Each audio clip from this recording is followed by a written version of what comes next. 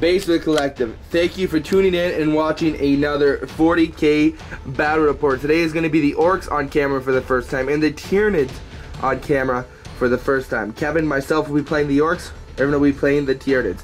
We're playing on this table. This is a new set of terrain brought to you by Greenleaf Terrain. Adam does a great job, great price. Certainly check him out. And this mat was provided to us by Warhammer 40k.com. They do a bunch of canvas mats, and I think they even got mouse pad style mats that you're similar used to. We do want to apologize. We haven't put out as much videos as we want to over the summer, but going forward in the school year, we should have at least 2 videos a week, one of those being a battle report. Stay tuned for the army list and the game. And here is 1850 of Orks. It's the Blitz Brigade formation with a CAD. So of course you have your 5 battle wagons. They all have the reinforced ram as per the formation's requirements. And these 2 right here have 4 big shooters. And these 3 have 3 big shooters. And with the Blitz Brigade, we have an Ork CAD, 3 units of maxed out Ludas, 15 Ludas apiece, a unit of 19 boys and a Power Claw knob, and a unit of 6 Mega Knobs are just stat. They don't have any upgrades, so even if they look like they have upgrades, they don't. And then I'm not using Gazga, unfortunately, but instead I am using a Mega Armor War Boss with a Lucky Stick and a Power Claw. And then finally we have a 10-min unit of Grots with the bird, with the, what's it called?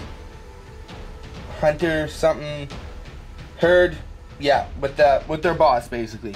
Anyways, that is 1850 points of Orks. And here is Irvin's 1850 points of Tyranids. So, just starting off to the right to left here, we got a Mawlok, a Dimacaron, a Carnifex, and this, he's gonna have the 2 twin-link Devours, I think is what they're called. But the Strength 6 guns. We have a 3-man brood of Zoanthropes, a Malanthrope, 3 Hive Guard, 1 Flying Hive Tyrant, of course, with the twin-link guns. This is a CAD, so we got 1 CAD and 1 formation. So the 2 troops are 3 Ripper Swarms, 13 Death Gaunts in a Tyrannocyte, and then we have 5 Shrikes with Rending Claws. And then our formation we have here is the Sky Tyrant Swarm, and that is 1 Flying Hive Tyrant and 2 squads of Gargoyles. Now basically they're all one big squad. The Hive Tyrant has to stay in gliding, and it's just basically a lookout, sir. It's a Hive Tyrant with a bunch of wounds, and if you kill this unit for kill point purposes, it counts as 3 victory points. So that is my 1850 points of Tyranids. We'll be back with the Warlord traits and the psychic powers as such. And after we figured everything out, we're playing the Emperor's Will, an Eternal War mission, Dawn of War deployment. Emperor's Will, we have 1 objective each in our own deployment zones. Other than that, my Warlord trait is Night Attacker, so pretty useless. And Irvin, your psychic powered Warlord traits? So my Warlord trait was, I rolled in Strategic, I rolled 5, he gets -1 to his reserve rolls. He has no reserve rolls, so I re-rolled that and got 5 again. So -1 to Kevin's reserve rolls, unfortunately that's useless in this. For psychic powers, so we have 2 Flying Hive Tyrants.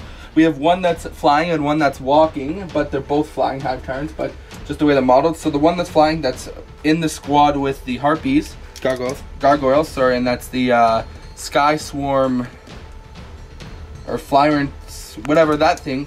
They have the Warp Blast and the Horror.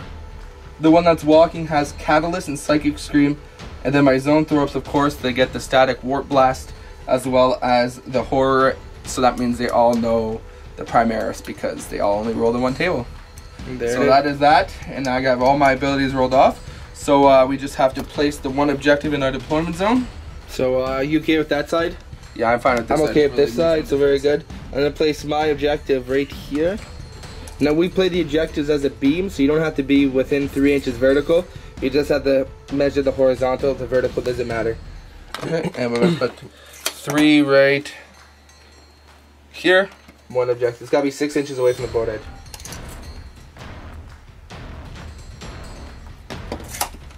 So let's put it right here. There it is. Very good. So after all that, let's go ahead and we don't play Night Fighting ever just because I will choose to turn it off anyways. Thanks to my Warlord trait. Let's go ahead and roll to see who goes first. Or deploys first. Now I will deploy this. Now we're playing the Eternal War, so the person who deploys first must go first. So we'll come back after deployment. Okay, and after deployment, we have the Orks. We have Luda number 1, Luda number 2, and Luda number 3. Now I'm not stupid. I do know that the weapons are heavy, but I feel like the mobility they get and the extra armor save they're going to get because of the transport's a good idea. We have the Garot, or the Gretchen, spaced out on the objective all the way around there. We have the Boy Squad with the Knob, and then we have the Mega Nerbs. And what do we have for the Tyranids, Irvin? So we got our Sky Tyrant Swarm right here, followed by the Shrikes, the Carnifex, the 3 Zoanthropes, the Malanthrope, the 1 Flying Hive Tyrant, the Hive Guards, and the Ripper Swarms are right here, and the Dimacaron. So, in reserves? We have a Mawalok, and our Tyrannocyte with the 13 Devouragons. So other than that, we got a lot of bubble here for Synapse, and Malanthropes shrouded. Very good, that's that. So I will be going first unless Irvin can seize the initiative. Do you want to seize the initiative? Would you like to scout first? You have to scout though. No, we're playing with the FAQ of what that. They say you scout after the initiative roll. You do? Yeah. Well, cool. I will try to seize the initiative, and I do not. I will scout. We'll be right back. And here we are after scouts. We have 1 Ludas that jumped up right there, a 2nd Luda right there, a 3rd Luda right there. We have the Mega Knob Squad and the Boy Squad right there. Okay, Irvin, let's have a good game. Yeah. Oh. Orks, turn 1. Here we are at the end of Orks, turn 1. We had this battle wagon back here shoot at the Venomthrope, killing it. And then these two both shot, sorry, the Malanthrope. These two with the Ludas both shot at the Dimacaron. Getting some I think only wounded it 6 times, and you failed 2 of the saves. Statistical. Other than that, this big shooter squad shot did 1 wound to the Shrikes, and this squad did a wound to Gargoyles. Yeah, one dead gargoyle, I guess. Other than that, that's all I did for my turn. I was going to turbo boost these guys, but I'm afraid of the Flying because I kind of want to get these guys in combat next turn. So they just stayed put, going into Tyranids, turn 1. And an okay turn for the Tyranids, turn 1. Essentially what happened is everybody moved up. That Flyer moved over there. The Dimacaron moved right here. These guys moved just to get in range of the battle wagon that was there. These guys didn't move. The Hive Tyrant and the Gargoyles moved up as well. And then my Carnifex moved and ran, and the Shrikes moved. They didn't run because I forgot to run them.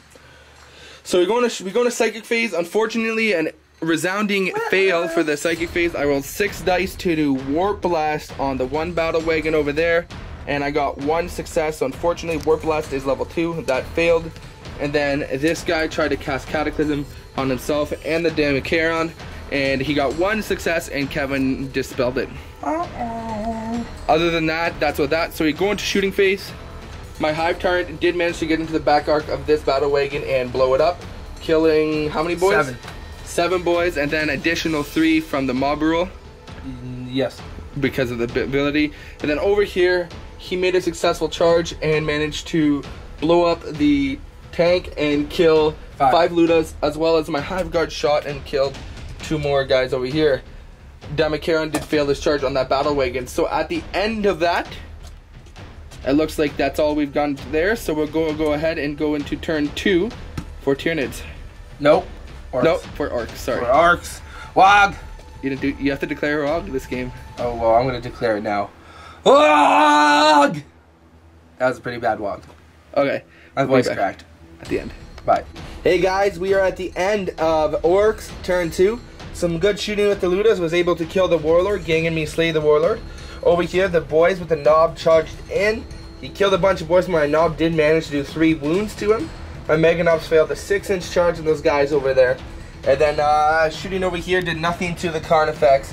Other than that, that was all. The Hive Tyrant did take 1 wound from shooting right here. We're going to go into Tyranids, turn 2. At the end of Tyranids turn 2, the Dimacaron just finished that combat and consolidated over there.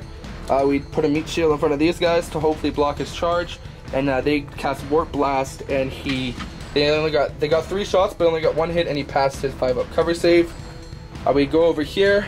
The flyer charged that, and that the battle wagon, and dropped the battle wagon, didn't exploded, and the guys are right there. They have to do a pinning check still.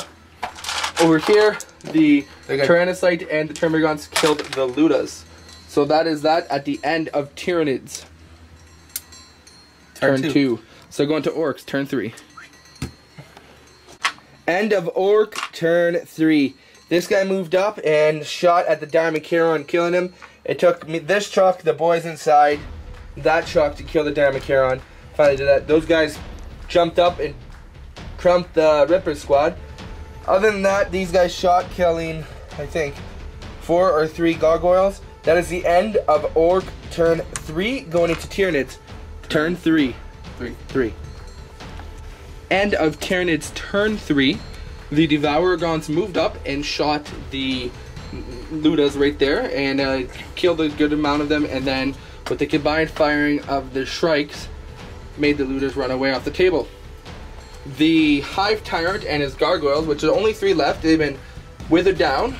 The Hive Tyrant blew up the tank, in turn killing 4 of my gargoyles, and then charged the things that came out. We didn't kill them all in close combat, but we did cut him down. The Carnifex moved up and shot here, and did only 1 wound. My Psychic phase all failed.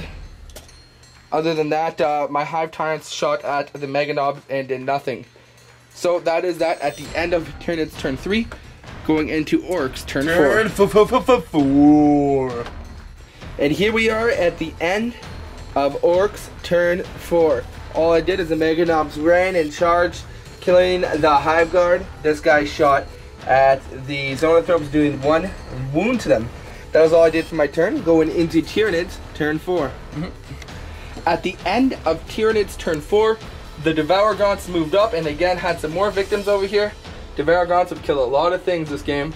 Other than that, these guys moved and ran towards the Meganobs. These guys moved and ran towards the Meganobs. And the Carnifex did get a charge off on the Battle Wagon. Got 1 penetrate and managed to blow it up.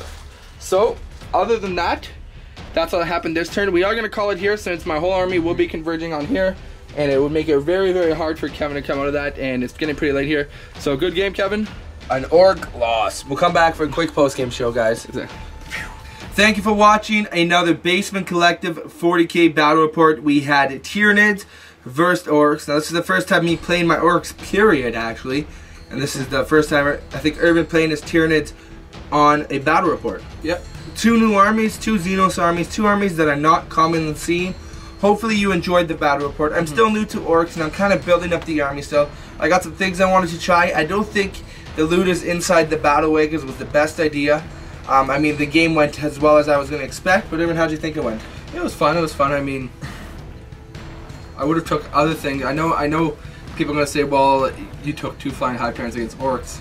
But I literally took every single model I had almost. So the armies aren't the biggest right now. I think eventually, for that 5 battle wagon force, I want to fill them up with 20 boars and a knob each, then run the 5 flyer formation. I think that would be a good list. Maybe not competitive, but fun to play at least.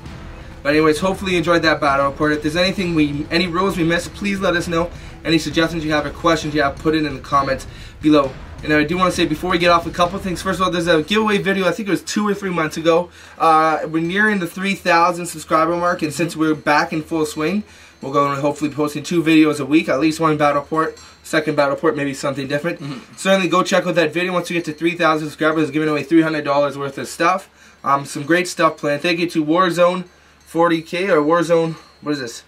I think it's called Warzone. 1 second, guys. It is Warzone40k.com for this great mat. Go check them out. There'll be a link in the description below.